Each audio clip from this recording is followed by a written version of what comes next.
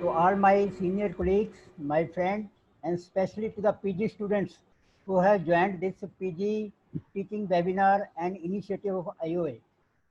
I think these PG teaching webinars would not only be beneficial only to the PG students, but also to we, our orthopedic faculty. And I am thankful to IOF team for giving me an opportunity to be part of this PG course Pathshala program. And my job has been made easy by the previous speaker who have given these elaborated, excellent talks. And I am now going to focus only on the positive findings of the old neglected posterior dislocation of the hip joint. And I think this is the most simplest and easiest case for the PG student if they get in the examination. And mostly it is said that diagnosis is written on the limb of the patient.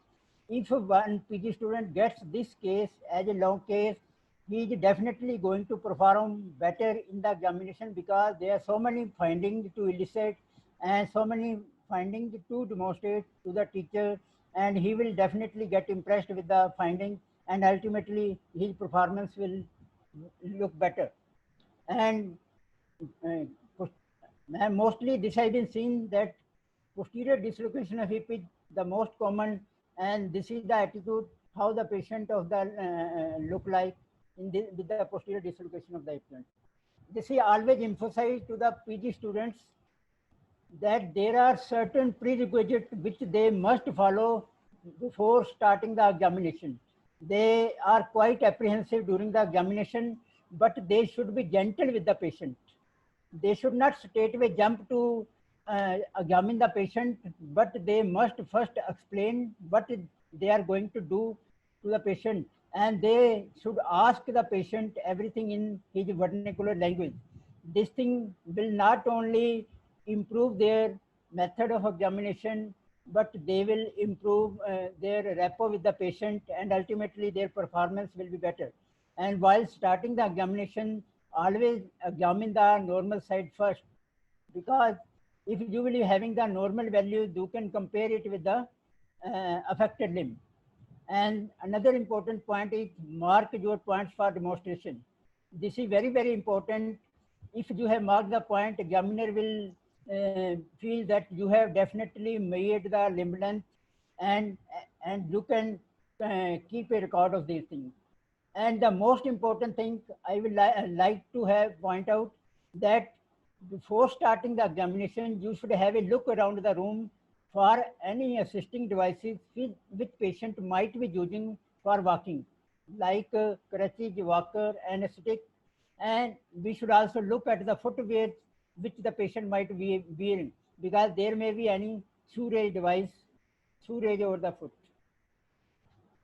In the chief complaint, as it is obvious that we should ask the patient about the main complaints, and I am focusing over the complaints related with the dislocation of the hip only. We presume that patient is about 40-year-old male. We should have, before starting the chief complaint, we should ask them their occupation and the residence from which area he belonged to. And the main chief complaints in these cases is deformity of the limb. Say it's a deformity of the lower limb, then since when he is having the deformity, duration maybe in the weeks or months.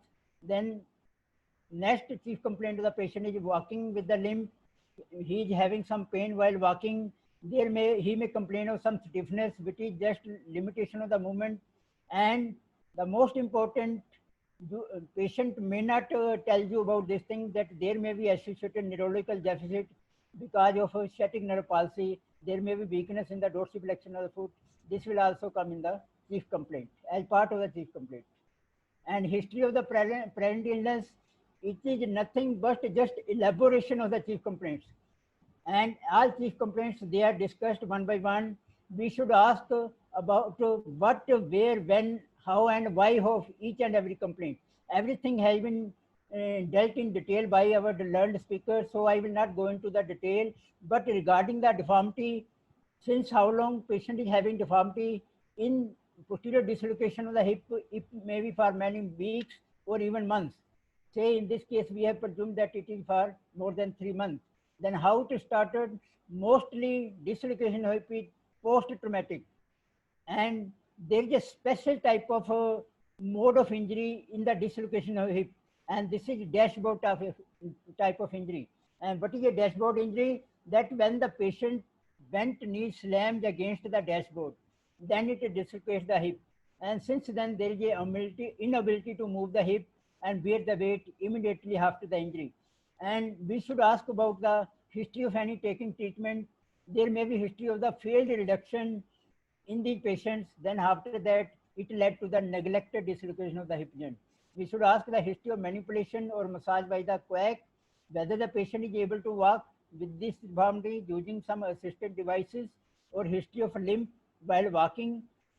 Is there any associated pain? Is there any progression in the limp? And the pain has been discussed in detail, so I will not go into the detail about the character, type, onset, radiation of the pain. Then you must ask in this case about the neurological deficit, whether it is related to the injury. Patient will complain that immediately after the injury, he started feeling weakness of the dorsiflexion. It may be associated, may not be associated. Then after elaborating the chief complaints, we are supposed to, because we are presenting this history after examining the patient in detail. Though as a student, you must keep a few differentials in the mind and ask one or two leading questions about the every possible condition which you want to rule out. And actually, there are so many conditions which may lead to shortening of the lower limb.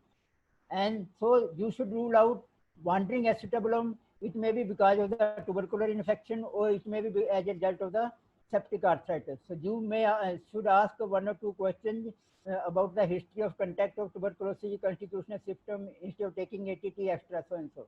Then we should rule out any long treatment which patient might have taken for the septic arthritis. Then one or two questions related to the avian hip with advanced osteoarthritis, because in this case also patient may be having shortening of the limb. There may be shortening because of the non-union fracture neck of femur. So we should ask the question whether it was something fracture which was fixed, and simply it will be ruled out by the rotational deformity of the limb. Then any history of the birth disorder, congenital dysplasia of the hip, or any neuromuscular disorder, and whatever you are thinking that you want to keep in differentials, you must ask one or two leading questions. Then past history, personal history, family history, as already have been told out quite in detail, that it is required only for the planning of the treatment and anesthesia. So we have to ask him about the tuberculosis, diabetes, hypertension, extra. And general physical examination and systemic examination is again done in the usual way with special emphasis on the type of gait. And overall assessment of the patient and the hip condition is noted while the patient is walking, standing, and sitting, and any particular attitude, type of the gait, scoliosis of the lumbar spine, elevation of the buttocks, prominence of the trochanter is noted. And then we must do the regional examination of the hip, knee, ankle, and foot, because since the various compensatory mechanism right from the lumbar spine to the ankle and foot, they can anchor in any hip pathology. Then there are certain prerequisites for the local examination of the hip joint. How much apprehensive candidate may be, but he must remember these points, that while examining the hip, there should be proper exposure. We should cover only the genitals and breast in females. And it's better if we tell the patient to wear franchise underwear. This will expose almost the whole body. Then there should be hard bed or the firm bed for doing the examination in the lying down position. And most important, which most of the time candidate forget, that there should be a female attendant if the patient is a female. It's very, very important. Then hip examination is done under the heading of inspection, palpation, movements, special tests, measurements, And these patients, as has been told already, it should be examined from the front, side, back, in sitting, standing, and lying down position. Then in the inspection, I will stress only on the positive points. Then there will be short limb gait, attitude, and alignment of the limb will be, there will be flexion, adduction, and internal rotation with apparent shortening. Anterior superior lifespan will be at a higher level, and there may be some scoliosis because of the convexity of the lumbar spine towards the normal side. And we should look for the muscular wasting in the gluteal muscle, quadriceps muscle, leg muscle, any swelling, skin, scar, sinus, or any discoloration extra. From the side, we should look for the lordosis, and from behind, other things which have already been pointed out by the speaker. On the palpation, palpation is just confirmation of the finding of the infection from all sides. The candidate must mark all the bony points, both anterior superior lifespan, posterior superior lifespan, tip of the GT, ischial tuberosity, pubic tubercle, and on the superficial palpation, we should do the local temperature by the back of the hand and look for the skin surface, whether it's they are shiny, rough, look for any bony prominence, palpate, is there any bony prominence, and on the deep palpation, look for any tenderness of the hip joint, which is seen anterolateral to the mid-inguinal point. Then palpate the tip of the GT for any inflammatory bursitis and any transmitted tenderness in the fracture neck of femur to rule out the inflammatory condition. Then palpate for the femoral artery. North sign is positive in dislocated hip. And palpate for any other swelling if it is visible on the inspection. Then palpate for the grotatocontal for any broadening, irregularity, and compare it with the normal side. Then the most important is any upward movement of the GT in relation to anterior superior lifespan, as already has been pointed out, is measured by various these measurements: branch triangle, Nelson line, Shoemaker line, Chinese line, Morris by trochanter test. I will not go into the detail of these things. The most important point in the dislocation hip is palpate any globular swelling in the gluteal muscle. Head of the femur is palpable in the posterior dislocation of hip joint. This is the most important finding and the diagnostic point which goes in favor of your diagnosis. From the side, look for trochanteric uprising, tenderness, broadening, thickening of the GT, level of the iliac crest. From the back, tenderness, palpate the muscles of the buttocks and thigh to confirm your muscular wasting. And then we should look for lymph nodes. Palpate the inguinal and external iliac group of lymph nodes because they are draining areas for the hip joint. Then movements, as already has been told in detail about various movements at the hip joint. Though they are not easy to perform in the deformity, but a candidate must perform them gently, as there is a flexion, adduction, and internal rotation deformity at the hip joint. So whatever the movement is elicitable, patient candidate must perform it gently and compare it with the normal side. So very little movements are possible otherwise, but candidate must tell the range of the movement. Then there are special tests which candidate is supposed to perform in hip examination: the Trendelenburg test, Thomas test, telescopic test to confirm his diagnosis. Then apparent measurements, as I have been told, we have to look for the apparent measurement, true measurement. These both apparent and true measurement, they are shortened in old neglected case of a posterior dislocation of the hip joint. And the prerequisite, as already been told, that bony points must be strictly marked. There should be apparent measurement is taken with the patient's spine, both the limbs in parallel to each other, and true measurement is taken after scaling the pelvis. Then after giving these findings to the examiner is going to ask, then tell me what is your diagnosis. So the diagnosis in this case should be told like this, that 40-year-old male with the 3-month-old post-traumatic flexion, adduction, internal rotation deformity of the right hip, with foot drop if it is associated.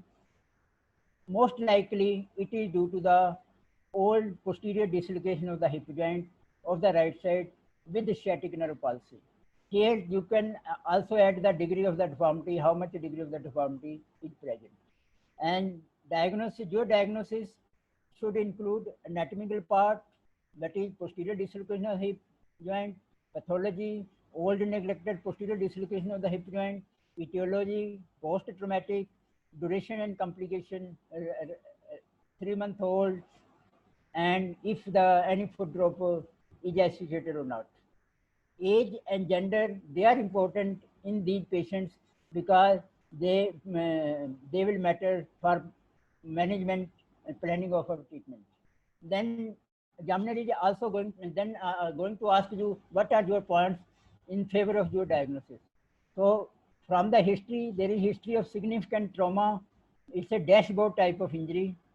Patient got inability to bear weight immediately after the injury, and their limb got incapacitated, which required intervention.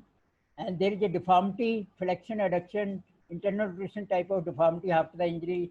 Usually history of the failed attempt of colloidal reduction may be present, and history of foot drop if it is associated. Then the positive finding from the examination, that is attitude of the limb, shortening of the limb, anterior superior lifespan at a higher level because of the adduction deformity, positive nerve sign, palpable globular swelling in the gluteal region is very, very important. Crepitus may be present. GT has gone up as measured from the branch triangle, Knelton's line, telescopic is positive in this case. Movements, they are restricted, and sciatic nerve palsy if it is associated. All these points, they favor our diagnosis. Then examiner is going to ask you what are the other possibilities which you will keep in the differential. So as I have pointed out that you have asked few leading questions in the history, ruling out your differential. From those points in the history, examiner will be satisfied that you are taking the history in a proper way and you are making the diagnosis in the right, you are going toward the right step. So just to rule out the possibilities, pathological dislocation of the hip joint because of the wandering acetabulum in the tubercular infection, then history of taking treatment, and traumatic event will be absent in the pathological dislocation of hip joint. Tubercular hip with the destruction of the head in the active stage will have painful global restriction of the movement in all directions. In healing stage because of the fibrosis and hypermobile unstable hip, then we should rule out the avian hip with the destruction of the head in advanced osteoarthritis, old neglected fractured neck of femur, that will be ruled out from the external rotation deformity. Then examiner is going to ask, what will you do next? I will confirm my diagnosis by the X-ray. Ask for the X-ray pelvis, AP view and the lateral view. And what are the findings in the X-ray? There is a loss of congruity of the femoral head and acetabulum, broken Shenton line, proximal migration of the trochanter, less prominent, lesser trochanter, adducted femur. The findings of the less prominent, lesser trochanter and adducted femur, they are because of the flexion and internal rotation deformity of the limb. Then examiner is going to ask you what are the causes of old unreduced posterior dislocation of the hip joint. You must know all these answers, that it may be because of inability to identify the dislocation initially, which is in our part of the country, because the most of the patients, they belong to rural area. This is a very important cause of neglected unreduced dislocation of the hip joint, because it is not identified at the initial stage. The quack treated, incarcerated, acetabular or the femoral head fracture, buttonholing of the head through the capsule. There may be because of the obstruction to the colloidal reduction due to inversion of the labrum, incarceration of the piriformis, or there may be posterior unstable acetabular fracture. All these causes, they can lead to old unreduced posterior dislocation of the hip joint. They will prevent the reduction of the hip joint. Then next, for planning of our treatment, we should go for the CT scan of the pelvis to assess the associated fracture of the acetabulum or the head. MRI is done to assess the vascularity of the head of the femur and condition of the soft tissue. Then what next? After seeing all these investigations, how will you proceed further for the managing this case? So I will classify the posterior dislocation according to the Thompson and Eftin classification. Why this classification? Because treatment will depend upon the type of the dislocation according to this classification. According to this classification, posterior dislocation of hip can be of the 5 types. In the type 1, dislocation is with no more than a minor chip fracture of the acetabulum. In the type 2, there is a single large fragment of the posterior acetabular wall. In the type 3, it is associated with the comminuted fragments of the posterior acetabular wall. In the type 4, it is associated with the fracture through the acetabular furrow. And in the type 5, the dislocation is with the fracture through the acetabular floor along with the fracture of the femoral head. So, and the management of this patient, about the planning of the treatment, will depend upon the type of the fracture, type of the dislocation, to which classification it belongs, and whether the head is viable, as we have seen with the MRI. In the type 1, if the injury is less than 3 months old, the head is viable, we can try closed reduction under GA. If the injury is more than 3 months old, we should go for the open reduction by any of the approach. With this method, we are able to achieve the reduction. And in the type 2 and 3, if injury is less than 3 months old with the viable head, go for open reduction and reconstruction of the acetabulum. If the injury is more than 3 months old, head is viable, then think about the arthroplasty or orthodesis, as while trying open reduction, the acetabular cartilage will be damaged irreparably while doing the curettage of the soft tissue. So will not be able to save the, we do the reduction and save the head. And the type 4 and 5, if the head is viable, think reconstruction and open reduction only in the young patient. But in the elderly, we have to do the arthroplasty. And if the head is non-viable in type 4 and 5, whichever is the type of duration, we have to choose arthroplasty or the orthodesis. And this is about the old neglected dislocation. Just a word about the hip orthodesis, because patient being the laborer, we will think that he may prefer the orthodesis over the plasty. Then we mainly the interarticular type of orthodesis is preferred, and the position of fixation at the hip, as already has been told, that it is flexion 30 degree, neutral or 5 degree of the adduction, and the rotation can be 0 to 15 degree of the external rotation. Thank you very much. I have finished my talk related to the old posterior dislocation of the hip, and being in the COVID area, this is my suggestion and humble submission to everyone, that we should increase our immunity by integrating exercise into our daily routine activity. And with these exercises, we will definitely take care of the osteoporosis as well. This is required for both young as well as for elderly. Thank you very much.